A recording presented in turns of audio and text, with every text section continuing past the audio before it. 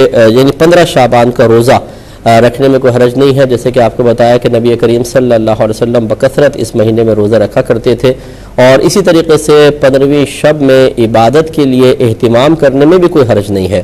میں گزارش کرتا ہوں ایسے حضرات سے جو میں حسن ظن قائم کر لیتا ہوں کہ اچھی نیت سے ہی کہتے ہوں گے کہ اس رات میں آپ جمع ہو کر مسجدوں میں عبادت نہ کریں کیونکہ یہ پہلے ثابت نہیں ہے یا اس طرح اہتمام نہیں کیا گیا۔ میرے پیارے بھائیوں، ذرا غور و تفکر فرما لیجئے کہ اگر کوئی کام پہلے نہیں ہوا اور مذہب اسلام اس کام کو پسند کرتا ہے، شریعت پسند کرتی ہے، اللہ تعالیٰ اس کے رسول پسند کرتے ہیں، تو اس کام سے ہرگز نہ روکا جائے۔ ویسے ہی لوگ عبادت کی طرف مائل نہیں ہے۔ اچھا ہے کہ 15 شعبان کی شب جو رمضان شعبان ہے 15ویں شب، اس میں لوگ مسجد میں آئیں۔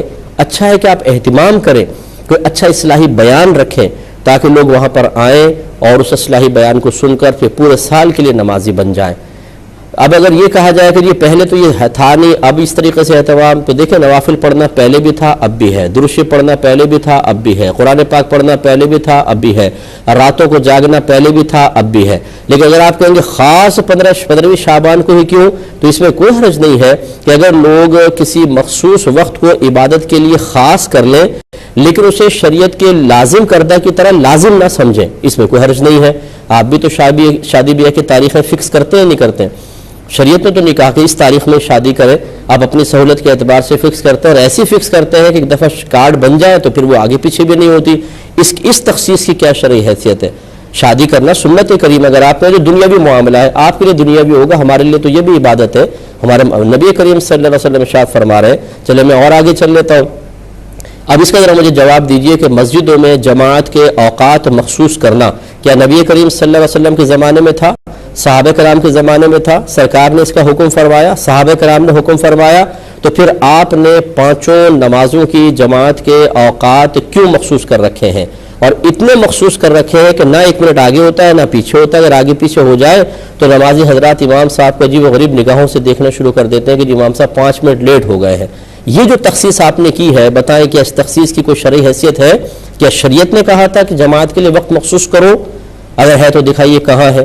اگر آپ کہیں گے نہیں یہ تو اس لیے ہے نا کہ تاکہ لوگ ایک خاص وقت میں آئیں اور ایک بڑی جماعت ہو جائے، اس کا مطلب ہے کہ کسی مصلحت صحیحہ کی بنا پر اگر شریعت نے کسی وقت کو کسی عبادت کے ساتھ خاص کرنا نہ بھی لازم کیا ہو تب بھی ہم کر سکتے ہیں۔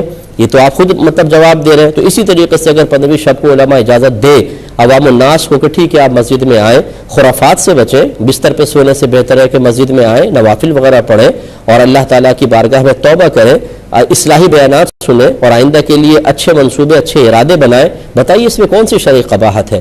کہ یہ اس طریقے سے نہیں کرنا چاہیے۔ خواہ مخواہ مسلمانوں کی ایک بہت بڑی تعداد ہے، آپ دیکھیں کہ بلا مبالغہ 80% مساجد جو ہیں وہ آباد ہوتی ہیں، اس میں لوگ آ رہے ہیں، آپ سب کو کہیں کہ یہ بدعتی ہے، یہ گناہگار ہیں، یہ نماز پڑھ کے بھی جہنم میں جائیں گے، اس رات میں جا کر بھی جہنم میں جائیں گے۔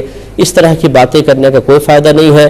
بہتر یہ ہے کہ ان چیزوں پہ ٹھنڈے دل سے غور کرنے کے بعد ان میں جواز کے پہلو نکالیے اور اچھے نیت سے اچھے ارادے سے لوگوں کو عبادت کی طرف آنے دیجیے۔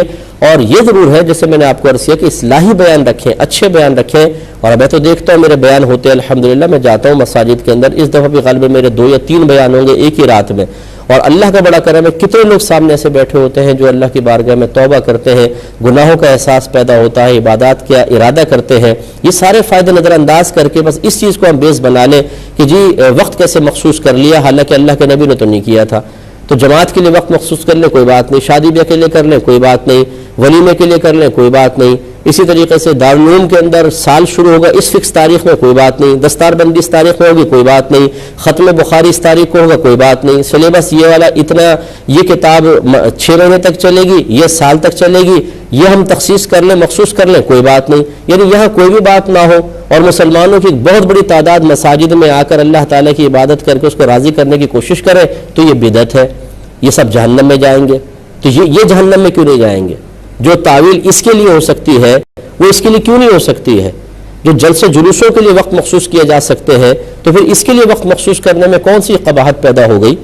تو اس لیے اچھی طریقے سے ٹھنڈے دل سے غور کریں، اگر یہ نہیں تو یہ بھی نہ کریں، اور اگر یہ کر رہے ہیں تو پھر اس کے لیے جیسے آپ نے جواز کے پہلو نکال لیے اور ترمیمی پہلو نکال لیے اور شریعت کے اندر کچھ نہ کچھ آپ نے ترمیمات نکال لی ہیں ایک اچھے مقصد کے لیے، تو پھر اس مقصد کو کیوں آپ خواہ چیلنج کر رہے ہیں، اور جو اس پر عمل پیرا ہے ان سب کو جہنمی بنانے کی ہم کیوں کوشش کر رہے ہیں؟